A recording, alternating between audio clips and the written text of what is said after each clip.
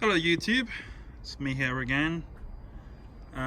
This is Saito FG-60.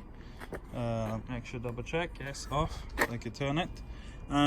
This one being sent in by a good customer of mine, Pistorius. He had one blow up before because of a hydrolock, I believe. I think he's starting out with Saito.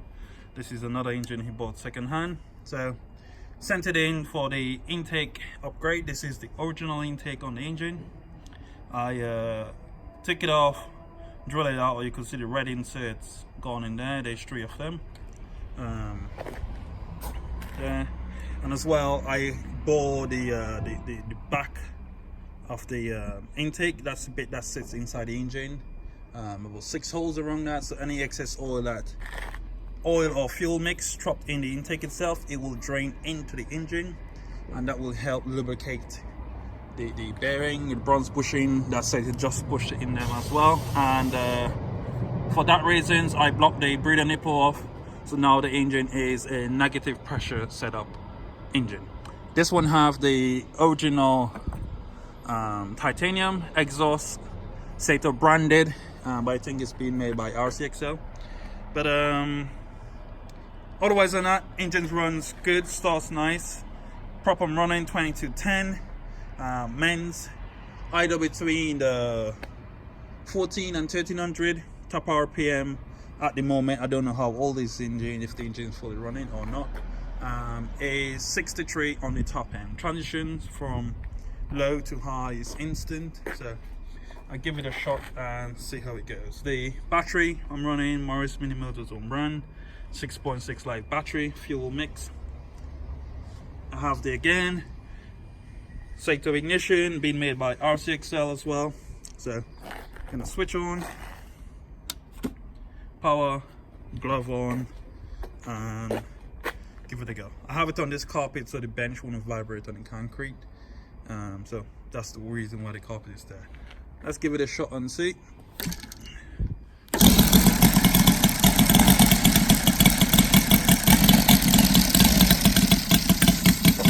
Quite cold today. Oh, the idle is very low. I give it a bit more because I don't have anything to hold the throttle, and the vibration keep going in and out. So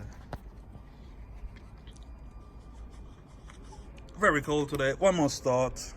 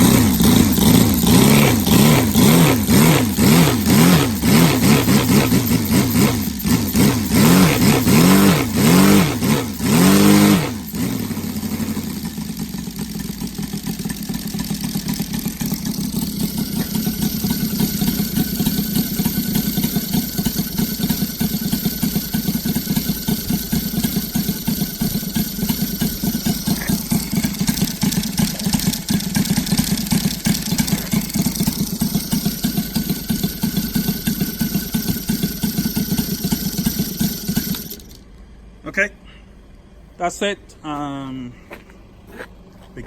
car wash start again. So as you can see, transition with this engine with the intake setup is really good. The intake will help lubricate the bottom end a lot better, even out the cylinders temperatures on the engine as well. So if you guys are looking for the intake modification, please get in touch. There'll probably be a link in the description of this video. I think that's pretty much it. So stay tuned for more great videos to come. Cheers.